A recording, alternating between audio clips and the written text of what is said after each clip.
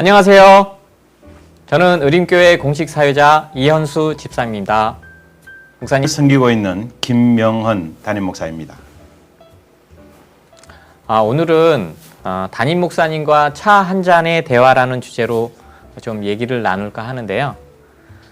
코로나 시대에 교회 내에서 교제와 소통의 시간이 없어서 저희 문화부에서 고민을 하다가 온라인 방송을 제작하게 되었습니다. 처음이라 저도 떨리고 중간에 방송 사고도 나고 뭐 이렇게 좀 시행착오가 있을 수 있는데 많이들 좀 이해해 주시고요. 사전에 저희가 성도님들께 설문조사를 했습니다. 그래서 거기서 나온 많은 질문들을 제가 대표해서 목사님께 여쭤보고 알려드리도록 하겠습니다. 시간 관계상 많은 질문들 중에서 몇 가지만 추려서 제가 질문을 하겠습니다. 앞으로 이런 기회들도 많이 만들 테니까 본인 질문이 없다고 삐지거나 그러시지 않기 바랍니다. 그 전에 목사님 말씀이 있으시겠습니다. 인사 말씀 한번 간단히. 네. 작년 올해 이르기까지 마스크로만 여러분들을 대면하다가 또 이렇게 마스크를 벗고 볼 수 있는 기회를 주셔가지고 너무나도 감사합니다. 저는 요 근래 몇 개월 동안 몸이 많이 안 좋아가지고 지금도 완전한 건 아닙니다. 완전한 건 아니지만은 저에게 맡겨주신 공적인 일들은 잘 감당하려고 아주 애를 쓰고 있습니다. 얼마 전에는 제 모친께서 암 수술을 하셨습니다. 상당히 큰 수술이었고 지금도 역시 수술하고 난 다음에 치료하는 것을 계속 진행을 하고 있는데 아마 이 방송도 보실지도 모르겠습니다.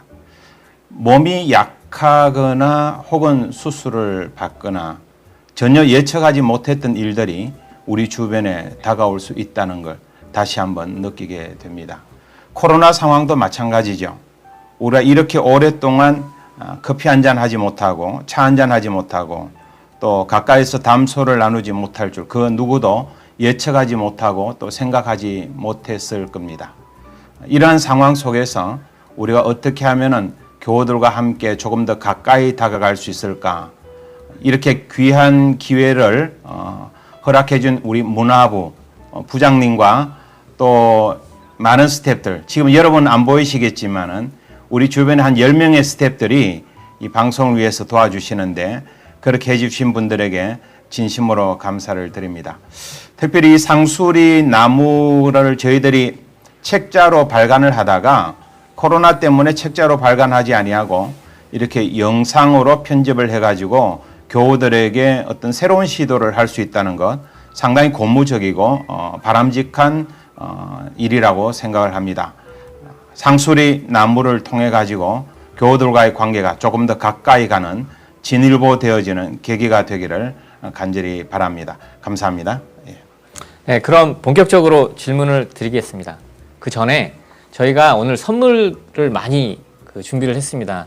중간중간에 제가 퀴즈라든지 이벤트를 할 건데 어디 가지 마시고 채널 고정하시면 상품권이 어마어마하게 갈 수가 있습니다. 채널 고정해 주시고요. 자, 그럼 본격적으로 들어가겠습니다. 목사님 떨리시죠? 네, 많이 떨리네요. 네, 제가 여러 가지 질문들을 드리겠습니다. 첫 번째는 성도님들께서 담임 목사님께 개인적으로 궁금한 것들을 제가 질문 드리겠습니다.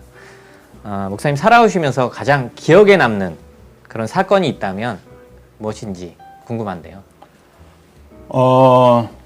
살아오면서 가장 기억에 남는 사건 아무래도 제가 결혼한 사건이겠죠. 예. 근데 아마 그걸 원하시지는 않으시는 것 같고 1998년 제가 독일로 갔습니다. 이제 선교사 TO를 받았고 또 한인교회를 섬기는 사역을 하다가 한국 대한예수장로회 통합측에서 파송되어져 있는 한인 선교사들, 제 유럽의 한인 선교사들 대회가 프랑스 파리에서 열리게 되었는데 그 프랑스 파리에서 열리는 한인 선교사 대회 참석하기 위해 가지고 독일 하노바에서 자동차를 타고 이제 프랑스 파리로 내려가는 길이었습니다. 그다 벨기에 브뤼셀을 지나 가지고 프랑스로 가는 도로를 가다가 그만 큰 사고를 당하게 되었습니다. 자동차 사고를 갑작스럽게 당하게 되어지니까 뭐 대량 난감이더라고요. 그때에 이게 죽는 거구나. 저희들 차량에 저희 부부 말고 한인교회 2세 학생이 하나 타고 있었는데 2세 학생이 더 걱정되는 거예요. 그 애한테 혹시나 무슨 일이 생기면 어떡하나 하는 걱정. 결국 이 사고로 차량은 완전히 반파가 되어지고 저는 허리가 조금 많은 문제가 생겼습니다. 이 벨기에라고 하는 나라가 병원에 가게 되어지면 이게 프랑스령에 저희들이 있는 병원에 갔는데 이 프랑스령에 있는 병원은 거의다가 프랑스만 사용을 합니다. 그래서 영어로 소통하는 게 상당히 어려운 지경이 되어지는데 그저 병원에 가 있다가 어느 정도 조치를 취하고 난 다음에 다시 독일로 돌아올 때에는 항공편으로 나중에 시간이 지나고 난 다음에 돌아왔습니다. 한 6개월 정도 침상 생활을 했는데 그때 하나님께서 왜 이런 사고를 나게 해 주셨는지 상당히 많은 생각을 하게 되었고 그것은 차후에 목회를 하는 데 있어서도 목숨, 생명, 사역, 뜬금없는 일, 당황스러운 일 이런 일들을 당했을 때 내가 어떻게 대처하고 또 대응해야 되는가 하는 것에 대해서 많은 교훈을 준 사건이었다라고 생각합니다. 6개월 동안 허리를 못 움직인 여파가 아직까지도 조금 남아 있습니다.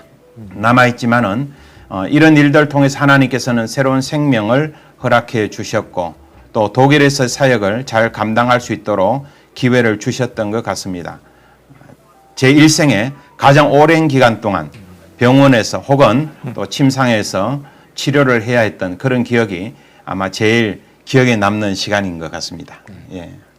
두 번째는 이건 저도 개인적으로 굉장히 궁금한 건데 목사님 설교 중에 우리 사모님에 대한 설교들이 가끔 이렇게 나오는데 어떻게 목사님이 사모님 같은 분을 하고 결혼을 하셨을까? 굉장히 이렇게 제가 개인적으로 사모님도 굉장히 아깝거든요.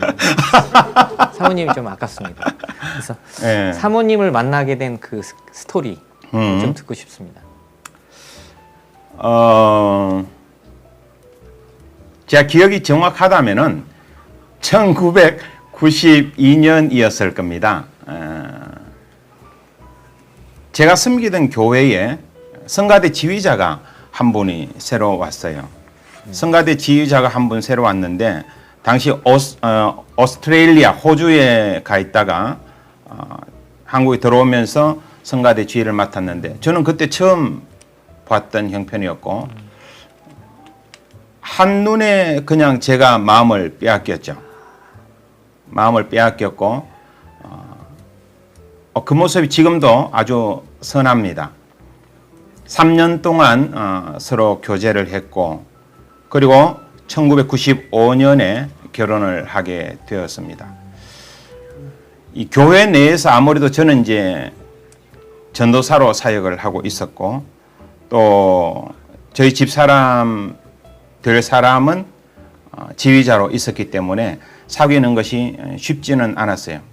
조용하게 진행을 했었고 하지만 저희들이 이제 결혼을 할 때는 축복 가운데 많은 분의 사랑 가운데 결혼 예식을 치르게 되었습니다. 저는 군대를 조금 늦게 갔어요. 조금 늦게 가다 보니까 대학원 하다가 군대를 가고 군대를 갔다 오고 난 다음에 그 사역하는 교회를 갔었다가 저희 집사람을 만나게 되었습니다. 지금 횟수로 따지면 한 27년 정도 그렇게 되는 것 같습니다. 저희 가정에 아이들은 없습니다.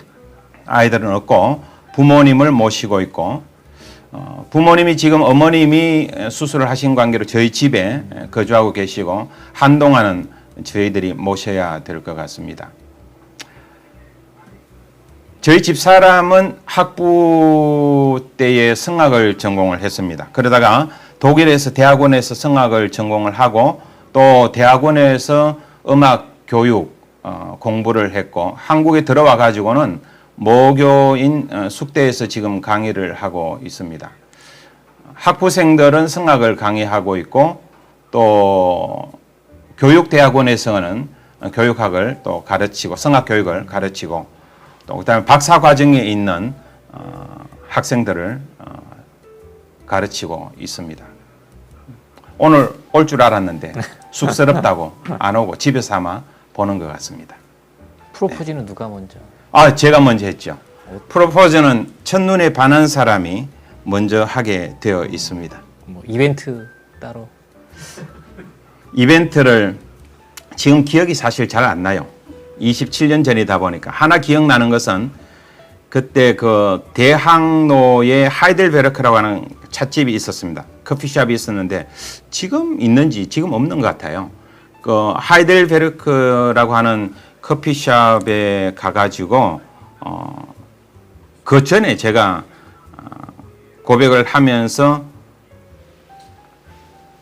서울 구경을 시켜달라는 미명하에 작업을 시작을 했었지요. 그 아름다운 결과를 맺었던 것 같습니다. 알겠습니다. 목사님 독일 목회는 언제 얼마 동안 하신 거? 독일 목회는 제가 서울에 있는 교회에서 부목사로 사역을 하다가 독일 교회 초청을 받았어요. 이 독일 교회 목회자를 구하는 팀들이 한국에 들어왔다가 제가 사역하고 있는 교회에서 저녁 예배, 찬양 예배, 설교를 하고 있었는데 저는 전혀 알지 못하는 분이었고 그분들이 이제 참석을 했다가 제 설교를 듣고 컨택을 시작한 것이었습니다. 초청을 받고 난 다음에 독일로 간 것이 1998년 2월 14일 제가 기억하는 게 그때 발렌타인데이였기 때문에 기억을 합니다. 그리고 난 다음에 10년 동안 사역을 하고 2008년 2월 14일 딱 정확하게 2월 14일 날 한국으로 귀국을 했습니다. 독일에 있었던 것은 독일에는 동서남북으로 따지면 약간 북부 쪽에 하노버라고 하는 도시가 있는데 이 독일에서 제일 중심되어지는 교통 요지입니다. 중심지고 그리고 독일 에반겔리슈 키르케 독일 개신교 총연합 본부가 바로 이 하노버에 있게 되어집니다. 북쪽으로 가면 한 150km 가면은 브레멘이라고 하는 도시가 있고 서쪽으로 한 150, 300km 정도 가게 되어지면은 번이라고 하는 수도가 있게 되어지고 동쪽으로 한 300km 가게 되어지면은 우리가 잘 알고 있는 독일의 베를린이 있게 되어집니다. 남쪽으로 한 300km 가게 되어지면 프랑크푸르트가 있게 되어지죠. 그 하노버에서 한인교회를 섬겼는데 당시 한인교회는 하나밖에 없었어요. 그리고 한 300명 정도 되어지는 교민들 인근에 한 200km 혹은 100km 정도 되어지는 상간에서 한인들 다 따져가지고 한 300명 되어지는데 그중에 한 150명 정도가 저희 교회에 나오는 그런 교회였습니다. 네. 네, 알겠습니다. 두 번째 주제에 들어가기 전에 여기서 깜짝 퀴즈 하나 내겠습니다. 이 목사님이 정답을 알려주시기 바랍니다. 나중에. 자, 의림교회에는 여러 교육자님들이 계신데요. 그중 심우하시는 목사님은 총 몇 명일까요? 지금 채팅창과 화면에 나와 있는 전화번호로 메시지 보내주시면 됩니다. 선착순입니다. 선착순. 지금 빨리 그리고 보내실 때 누구누구 집사 이렇게 같이 써주시면 저희들이 선물 보낼 때 아주 좋을 것 같습니다. 자, 지금 오고 있나요?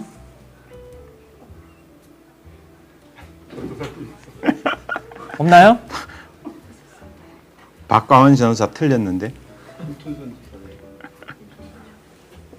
자, 지금 계속 오고 있습니다.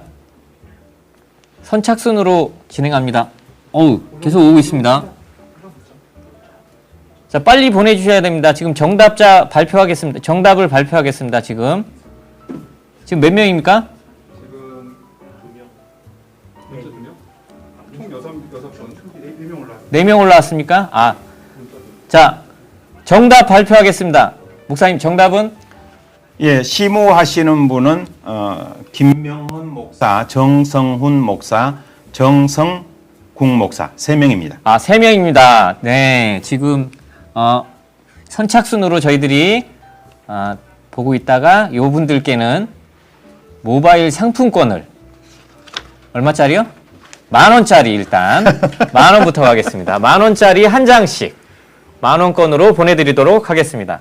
자, 두 번째 주제는 목사님 신앙생활에 관해서 이제 많은 분들이 질문을 해주셨어요. 그래서 지금 코로나로 때문에 저희가 비대면 예배를 많이 드리는데 지금 계속 드리고 있는데 이게 예배가 진정 바르게 드리는 예배인지 고민이 많이 되시는 것 같아요. 스스로 어떻게 점검해야 되는지 이렇게 질문하신 분들이 많습니다.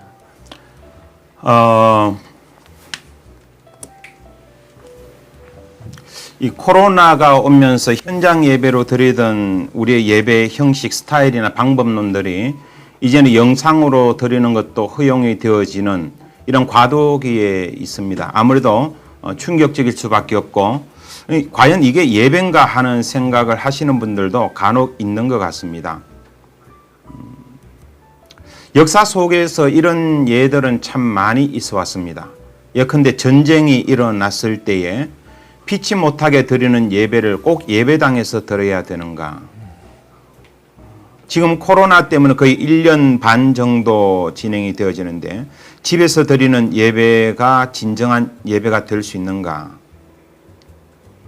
정답은 없는 것 같아요. 어쩌면은 한 100년 정도 지나고 난 다음에는 이렇게 예배 드리는 것이 어쩌면 익숙한 시대가 올지도 모르겠습니다. 하지만 우리가 중요하게 생각해야 되는 건 뭐냐 하면은 Christianity, 기독교가 존재하면서 지금 2000년의 역사를 갖고 있는데 2000년의 역사를 갖고 오면서 변함없었던 것은 현장에서 예배입니다. 이런 현장에서 예배가 기본이 되어지고 현장에서의 교제, 현장에서의 성만찬, 현장에서의 나눔 이런 것들이 갖고 있는 기본적인 교회의 정체성이 분명히 있다는 것은 인정을 해야 되고 하지만 이런 식으로 코로나라든지 아니면 전쟁이라든지 피치 못할 상황이 되어졌을 때에 우리가 이렇게 온라인으로 예배를 드리는 것들도 이제는 수용하고 받아들이고 인정해야 되는 시대가 왔다 하는 것을 어떤 분은 이렇게 이야기하시더라고요. 이 코로나 때문에 온라인 예배를 드리는 것을 제2의 종교개혁이다. 그렇게까지 말하시는 분도 있습니다. 아직은 그렇게 와닿지는 않습니다만은 중요한 분기점인 것만은 사실인 것 같습니다. 만나는 예배, 회중의 예배, 그리고 현장의 예배가 기본이 되어지되 영과 진리로 예배하는 모든 사람들에게 하나님께서는 임재하시기 때문에 베델의 광야에서 돌베개를 베고 잠자다가 예배 드리는 것도 하나님은 받으시고 갈멜산에서 드리는 혼자만의 예배도 주님은 받으시고 성전에서 드리는 예배도 받으십니다. 하지만 이것을 당연시 되어졌을 때에 신앙의 약화가 일어나는 문제를 어떻게 극복할 것인가 이런 문제는 개개인에게 넘겨져야 하는 숙제인 것 같습니다. 하루속히 이런 코로나의 시기가 빨리 지나가고 빨리 현장의 예배가 회복되어질 수 있기를 간절히 바라는 마음입니다. 네. 다음 질문입니다. 삶 속에서 믿음이 흔들릴 때, 그다음에 어려운 상황 속에서 이런 상황이 왔을 때 목사님만의 노하우나 권면의 말씀이 있다면 어떤 게 있을까요? 이런 질문하신 분들도 좀 있어요. 예.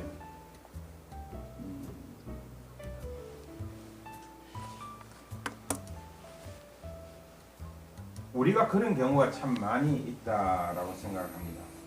배단에 있는 나사로 가정에서도 갑자기 아버지 엄마 이야기가 나오지 않는데 오빠의 죽음 이야기가 나오거든요. 그래 아마 3형제만 살았던 가정인 것 같은데 가정의 큰일을 감당하던 오빠가 죽었을 때 동생들의 충격은 말로 할 수 없는 충격입니다.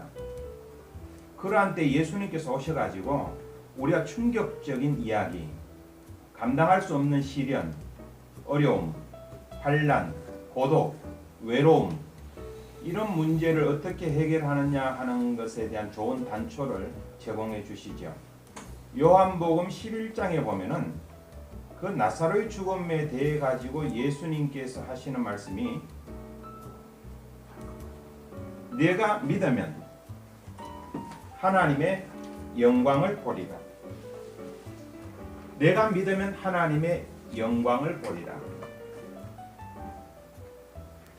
제 마이크가 목소리가 컬트가 제 목소리는 나오나요? 나오고 죄송합니다. 지금 방송 사고가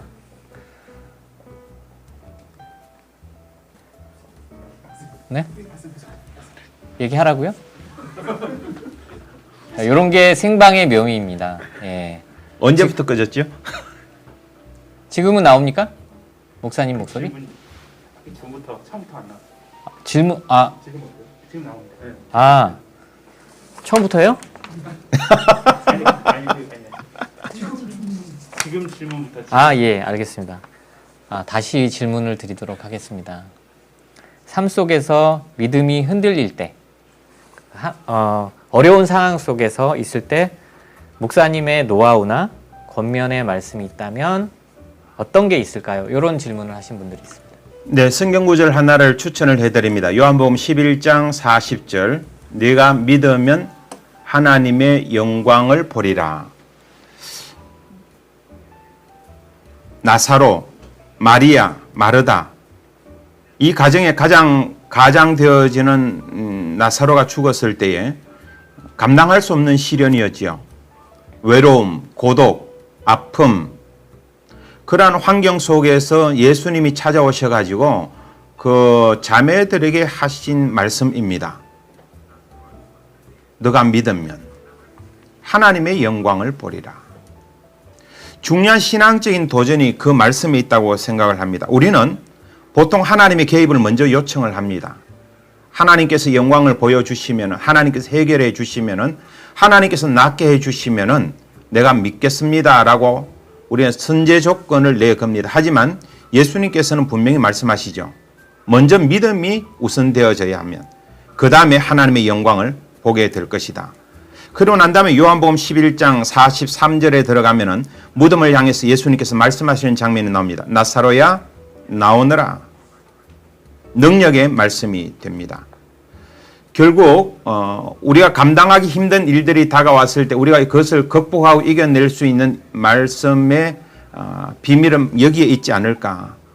하나님을 정말 신뢰하는가, 믿는가. 그리고 그 믿음으로 나아갔을 때 주님께서는 우리에게 죽은 오라버니 나사로가 살아나는 기적의 현실을 경험하게 해 주실 겁니다. 내가 믿으면 하나님의 영광을 보리라 하는 이 말씀이 도움이 되었으면 합니다. 네, 다음 질문입니다. 저도 요새 고민하고 있는데요. 코로나 가운데서 신앙생활을 어떻게 하면 잘할 수 있을지, 그리고 회사원으로서 신앙생활을 잘하기 위한 어떤 팁이 있을지 이런 것들을 질문하신 분들이 많습니다. 예, 그 참 쉽지 않은 질문입니다. 코로나 상황에서 어떻게 하면 신앙생활을 잘할 수가 있고 회사 생활에서도 또 어떻게 하면 신앙생활을 또 믿는 사람으로서의 자리매김을 잘할 수 있느냐. 어떤 답은 없는 것 같아요. 우리가 처해 있는 어떤 상황이라고 하는 것이 너무나도 다양한 상황에 노출되어져 있기 때문에 또 직장이라 할지라도 동료들의 그 상황이나 우리가 만나는 상사의 그 영역이라고 하는 것도 수없이 많은 인간 군상들이 등장하기 때문에 어떤 획일적인 대답을 내놓기는 참 쉽지 않습니다. 적절한 환경에서 적절한 대답을 찾아야 되겠죠. 만약 굳이 하나의 힌트를 우리가 찾는다면은 역시 시편 성경의 말씀을 하나 전해드리고 싶습니다. 시편 42편에 보면은 목마른 사슴이 시냇물을 찾아 헤매이듯이 라고 하는 말이 나오는데 여기 시냇물을 찾아서 헤맨다라고 하는 요 말에서 그걸 그대로 번역한 것이 그 원어상으로 아드폰테스라고 하는 단어가 나옵니다. 다시 근원으로 근본으로 돌아가자는 거죠. 중요한 것은 하나님에 대한 신앙의 내실화, 하나님에 대한 신앙의 굳건함이 있어야 된다. 요즘 잠언에서 저희들이 새벽기도 할 때 다루는 게 뭐냐 하면은 믿음이 굳건한 사람, 지혜로운 사람은 하나님의 말씀에 굳게 서 있기 때문에 흔들리지 아니한다. 어떤 일들이 다가온다 할지라도 반석 위에 선 사람이고 뿌리가 깊은 사람이다라고 이야기하는데 동일한 말이라고 생각합니다.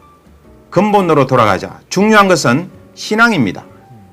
중요한 신앙이 내 속에 있게 되어진다면은 소위 말하는 텍스트가 나에게 분명하게 있다면은 성부 하나님에 대한, 성자 예수님에 대한, 성령님에 대한 텍스트가 내 속에서 살아서 꿈틀거리고 역사한다면은 하나님과의 나와 관계가 바르게 되어져 있다면은 수직적인 것이 바로 서 있다면은 이제 컨텍스트의 문제죠.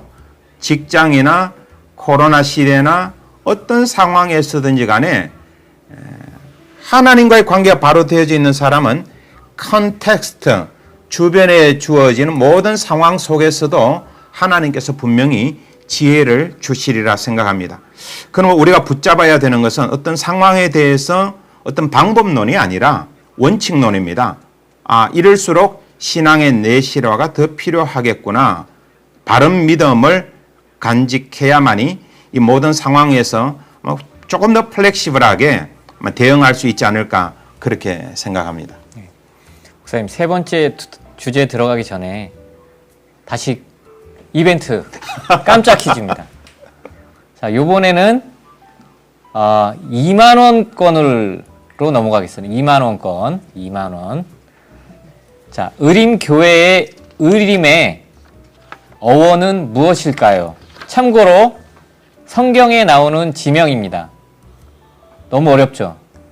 자, 지금부터 채팅창과 아래 나오는 전화번호로, 핸드폰 번호로 메시지 보내주시기 바랍니다. 지금 바로 올라오고 있습니다. 여기 저희 스태프분들 하지 마세요. 자, 빨리 올리시는 분이 상품권을 받으실 수 있습니다. 많이 올려왔죠? 네, 목사님 정답은 엘림 맞습니다. 엘림입니다. 네, 엘림입니다. 엘림.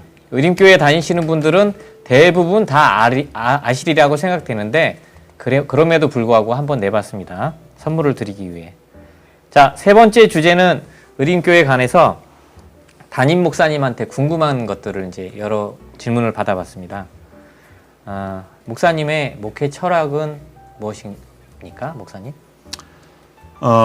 목회 철학.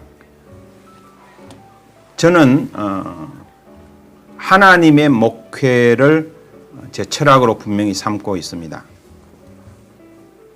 God's ministry. 사람의 욕심을 드러내고 이루기 위한 목회가 아니라 또 누군가의 눈치를 보면서 예속되어지는 목회가 아니라 그 어떠한 환경이 되어진다 할지라도 복음에 서 있다면 당당하게 나아가야 되고 또 기쁘고 좋고 잘 되어질 때 너무 교만하지 아니하고 그 모든 열매는 하나님께 올려드리는 것. 이게 하나님의 목회라고 생각을 합니다. 항상 고민되는 것은 이런 목회 철학과 내 삶이 갖고 있는 괴리감에 있어 가지고 이걸 어떻게 하면 좀 더 줄일 수 있느냐 하는 문제가 항상 고민입니다. 우리의 신앙도 이데알한 것과 현실 상황 속에서 어떻게 하면 갭을 줄이느냐 하는 문제하고 비슷하겠죠. 그럼 이런 목회 철학을 분명히 하기 위해 세 가지 원칙 또 세 가지 실행을 저는 갖고 있습니다. 이걸 저는 3P라고 이야기하고 3E라고 이야기합니다. 3P라고 하는 것은 기도, 설교, 교회 모든 행사, 이게 큰 기둥입니다. 기도 이외에는 이런 이유가 나타나지 않는다라고 했는 것처럼 하나님의 목회를 하기 위해서는 ardent prayer, 열렬한 기도가 필요합니다. 누군가는 동방의 조용한 나라라고 우리나라를 이야기했습니다만 전 세계적으로 대한민국은 조용한 새벽의 나라입니다. 새벽은 기도하는 시간이죠. ardent prayer, 열렬한 기도가 아니고서는 하나님의 뜻을 알기가 힘들고 하나님의 목회를 하기가 힘들다. 제 원칙 중에 하나가 ardent prayer입니다. 두 번째는 설교죠. 아무래도 목회자다 보니까 말씀을 전해야 되는데 biblical preaching입니다. 성경적인 설교. 가장 성경적인 설교를 많이 하는 때는 저는 새벽 기도입니다. 새벽 기도에는 예화를 하지 않습니다. 새벽 기도에는 말씀만 나눕니다. 새벽 기도에는 아무래도 신앙적인 깊은 단계에 있는 성숙한 분들이 많이 참여하시기 때문에 그분들의 영적인 성숙을 도모하기 위해서라도 말씀의 세계 속으로 깊이 들어가는 경향이 있습니다. 이렇게 말씀을 말씀으로 해석하는 것, 이게 제 설교의 기본 원칙이고 조금 더 플렉시블하게 많은 사람들에게 예화를 통해 가지고 쉽게 전달하는 것은 아무래도 주일 설교가 될 겁니다. 근데 제가 일주일에 설교하는 분량이 최소한도로 미니멈으로 10번입니다. 미니멈으로 10번인데 주일 설교 말고 다른 설교를 할 때 준비하는 게 대충 한 번 설교 준비하는데 5시간 정도 걸립니다. 있을 수 없는 일이거든요. 음악회로 따진다면은 음악회를 일주일에 10번씩 한다는 것은 이건 있을 수 없는 일이거든요. 그 외국에 있는 분들도 이렇게 많이 설교하는 한국의 독특한 상황을 참 이해하기 힘들어 합니다. 그러다 보니까 말씀이 너무 치중하게 되어지면 교회적인 행사나 양육이나 이런 부분에 있어 가지고 균형이 안 맞을 때가 상당히 많이 있습니다. 이게 딜레마이기도 합니다. 세 번째가 consistent 프로그램입니다. 3P 가운데 마지막인데 교회의 모든 행사는 혹은 목회적인 모든 행사에 있어서는 일관성이 있어야 된다. 그래서 consistent, 일관적인 모든 프로그램이 있어야 된다고 하는 것이 가장 중점입니다. 일관적인 이 프로그램을 진행하는 데 있어서 큰 원칙이 또 3가지가 있습니다. 3E라고 이야기하는데 Christian Education, 기독교적인 교육입니다. 교육이 뭡니까?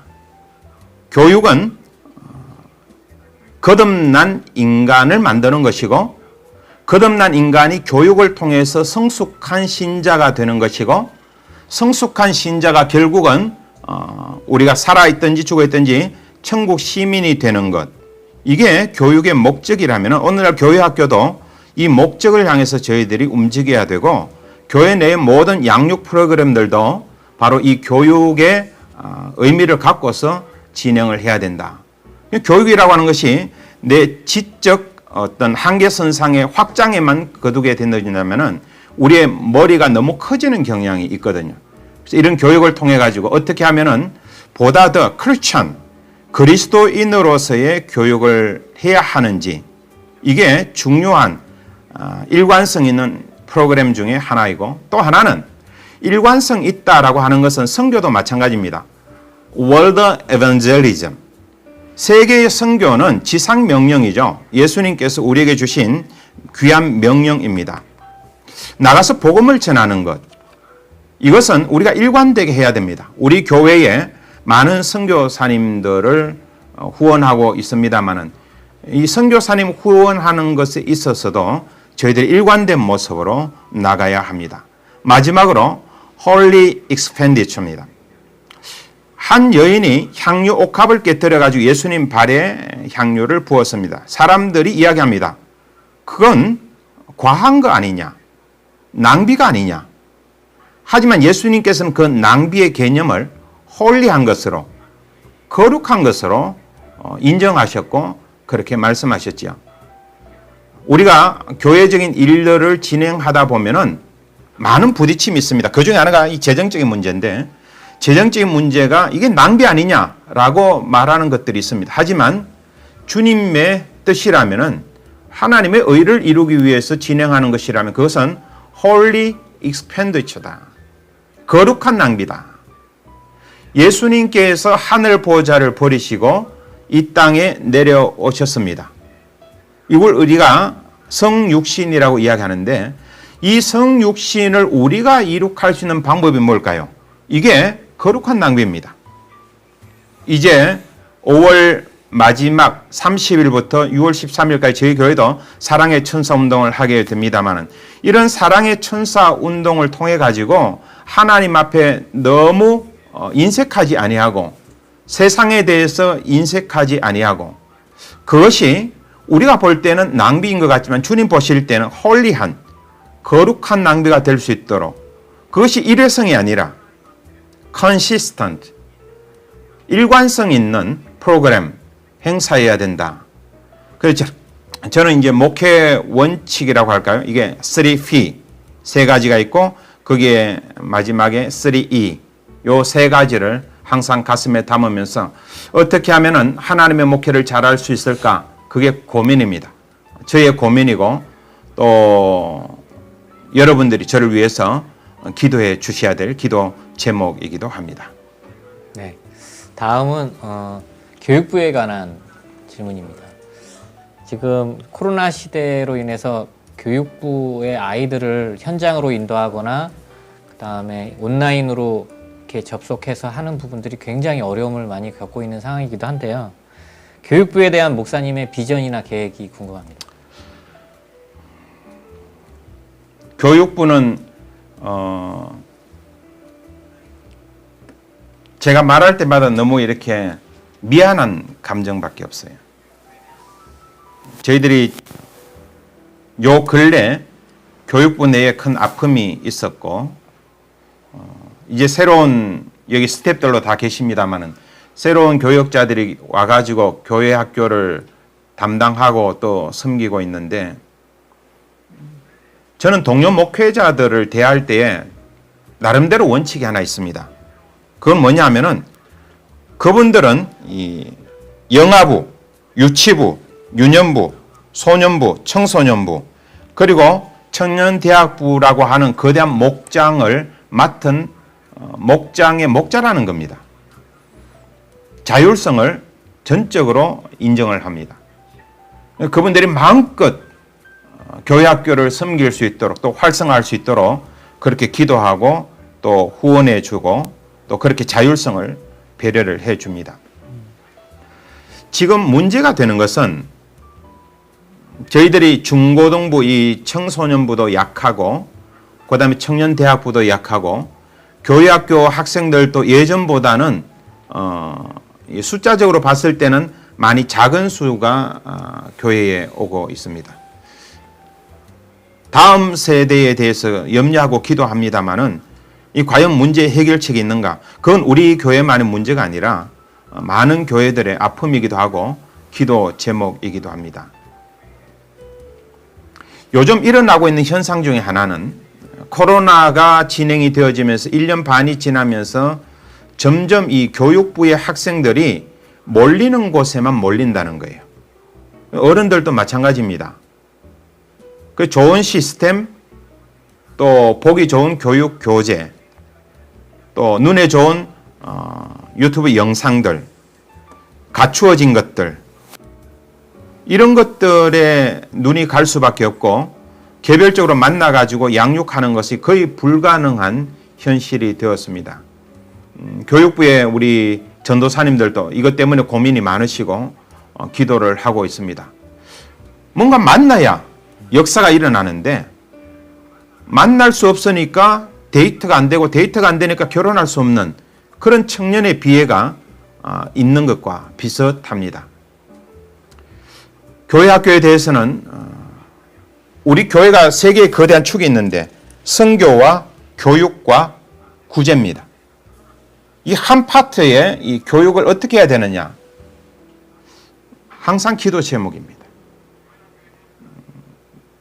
저도 교회학교 전도사님들에게 전적으로 그분들의 최선을 다해서 열정을 바쳐줄 것을 요청을 하고 있고 여러분들도 이 교회학교를 위해 가지고 기도해 주시면은 저희들이 조금 더 최선을 다해 가지고 이 언택트 시대에 어떻게 하면은 저희들이 학생들과 또 교제를 나눌 수가 있고 만날 수 있는지, 그리고 또 우리 교회를 책임질 청년 세대를 키울 수 있는지 앞으로 계속 숙제 진행해 나가도록 그렇게 하겠습니다.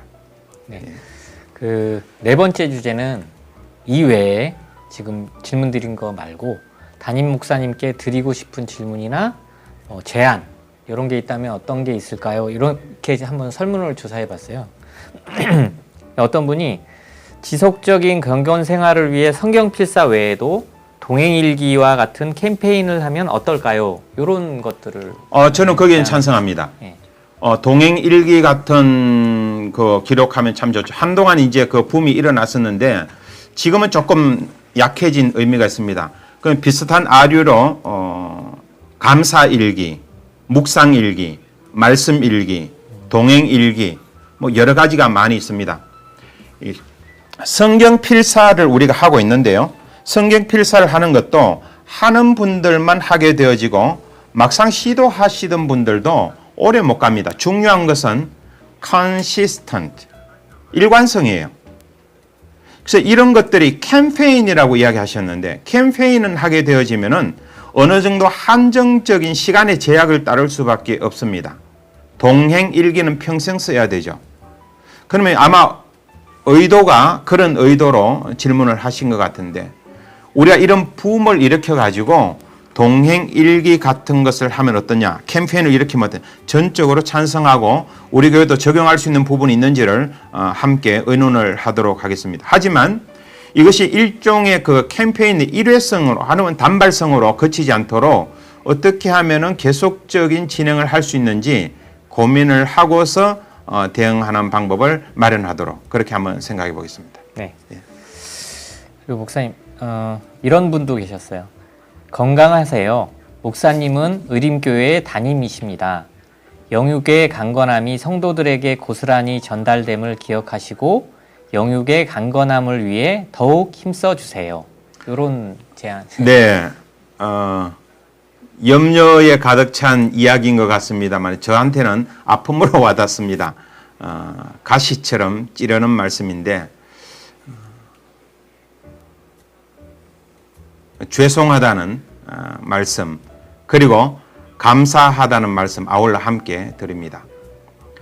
관리를 잘 해야 되는 목회자가 육신의 체력을 제대로 관리하지 못해 가지고 주어진 사역 역할을 감당하지 못한 점에 있어서는 정말 만입이 있어도 뭐 변명할 거리가 없습니다. 조금 더 관리하도록 하겠습니다. 제가 그 코로부터 시작되어 가지고 안, 눈으로 또 귀로 또 나중에 이 흔들리는 문제 이런 문제로 오랫동안 좀 힘들었고 지금도 조금 안 좋은 상태입니다만은 이를 위해 가지고 제가 할 수 있는 일이 없더라고요. 그래서 병원에서는 심한 스트레스라고 이야기를 하는데 이러한 문제에 있어서 제가 조금 놓으려고 많이 노력을 하고 있고 서울대 병원에 그 종합검진을 의뢰했더니만은 8월 달 돼야 시간이 난다 해가지고 옛날에 우리 그 장로님들이 추천해 주신 곳에 해가지고 6월 달에 이제 곧 종합검진을 하도록 했습니다. 정기적으로 좀 관리를 하고 좀 더 관리하는 가운데 교우들이 저를 위해서 염려하지 않도록 또 너무 근심하지 않도록 이렇게 열심히 관리를 잘 하겠습니다. 아울러서 기도해 주신 많은 분들에게 진심으로 감사를 드립니다. 저는 누군가가 끓여준 죽 한 그릇이 문 앞에 놓여져 있는 걸 보고 깜짝 놀랐어요. 그 속에 담겨져 있는 정성이 그 어떤 말보다도 더 와닿았고 새벽 기도 시간에 요즘 만나가지고 목사님 건강하세요 라고 인사를 해주시는 말 한마디가 얼마나 마음의 위로가 되어지는지 고맙다, 감사하다. 그래서 이런 고마움과 감사함을 나눌 수 있는 목회자가 될 수 있도록 건강해야 되겠구나. 다시 한번 마음으로 다짐하게 됩니다. 목사님 평상시에 운동은 잘 안 하셔요? 전에는 제가 한강까지 자전거 타고 갔었는데 어느 날부터인가 조금 게을러져 가지고 잘 안 하게 되어지고 이제 걷는 것만 하고 있습니다. 점점 이렇게 나이가 죄송합니다. 조금 이 시간을 이제 먹다 보니까 걷는 속도가 자꾸 느려지는 것 같아요. 조금 더 빨라야 되는데 걷는 운동하고 있습니다. 주일 저녁 예배 시간에 대한 질문도 나왔었어요. 지금 저녁 예배 시간을 오후로 옮겨주세요. 뭐 이런 질문도 좀 제안도 들어와 있는 상태입니다. 지금 어떻게 생각하시는지.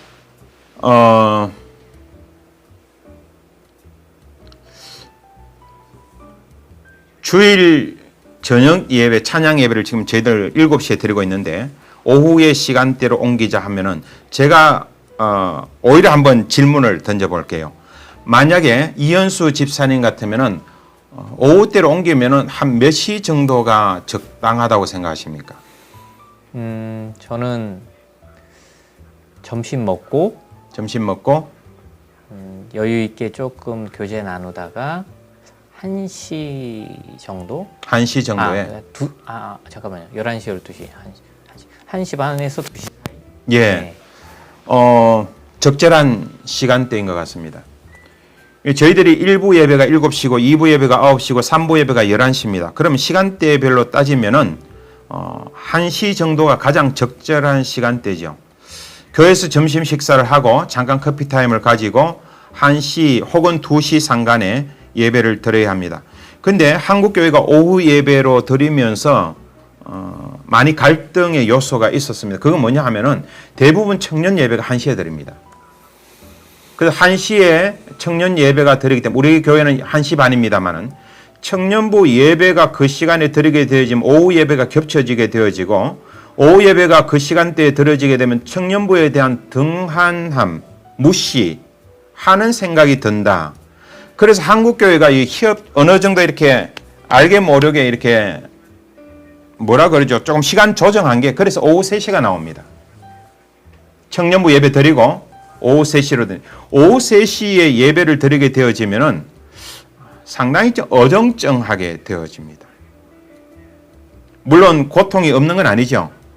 오전에 나오셨다가 교회 학교 혹은 성가대로 봉사를 하시고 대예배 예배 드리고 또 어떤 청년들은 청년부 예배도 드리고 그리고 난 다음에 또다시 저녁 예배를 드리려면 찬양팀 같은 경우에는 낮에는 또 리허설 하게 되고 준비를 해야 되는데 아마 많은 시간대에 육체적인 피곤함도 있으리라 생각을 합니다.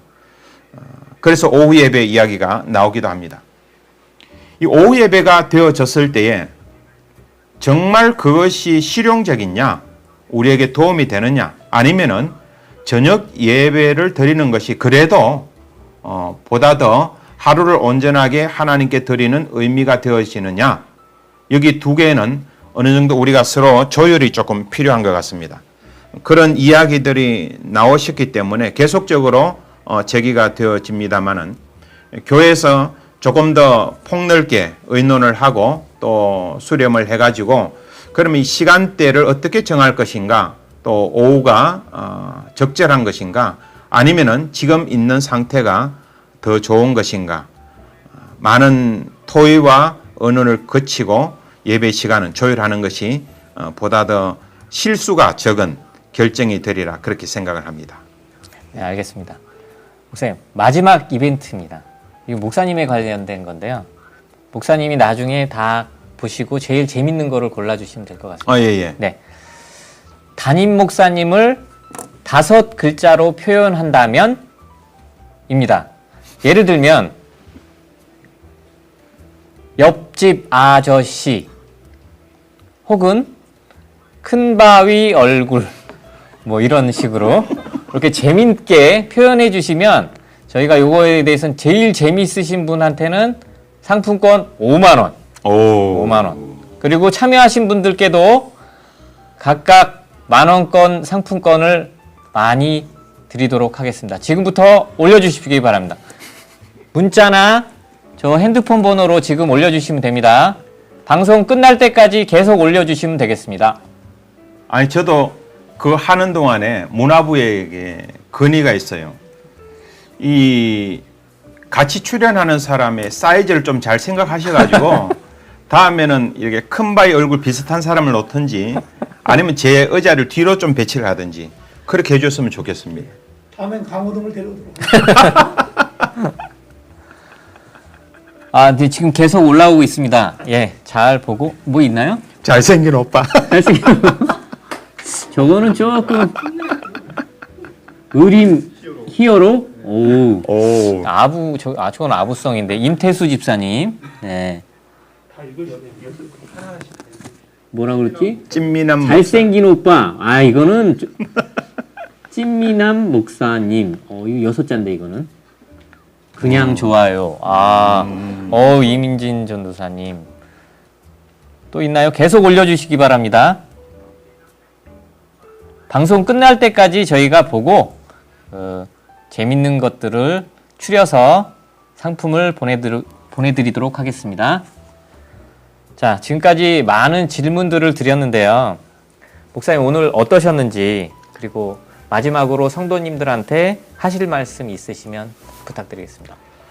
시간적인 제약 때문에 저희들이 많이 여러분께서 주신 질문들에 대해 가지고 대답을 못한 것에 대해서는 송구하게 생각을 합니다. 하지만 문화부가 그 계획 잡고 있기로는 2탄, 3탄 계속적으로 이렇게 교우들과 이야기 나눌 수 있는 기회를 많이 마련하고 있다고 하니까 앞으로 시간도 조금 더 활성화되리라고 생각합니다. 이런 좋은 기회를 마련해 주신 문화부 관계자 많은 분들에게 다시 한번 진심으로 감사를 드립니다.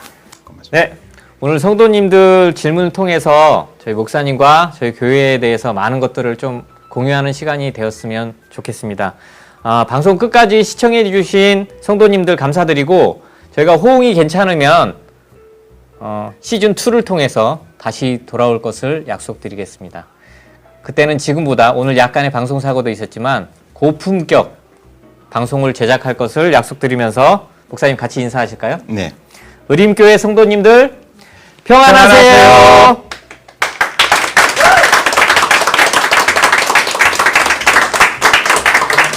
감사합니다. 수고하셨습니다. 아이고, 수고했습니다.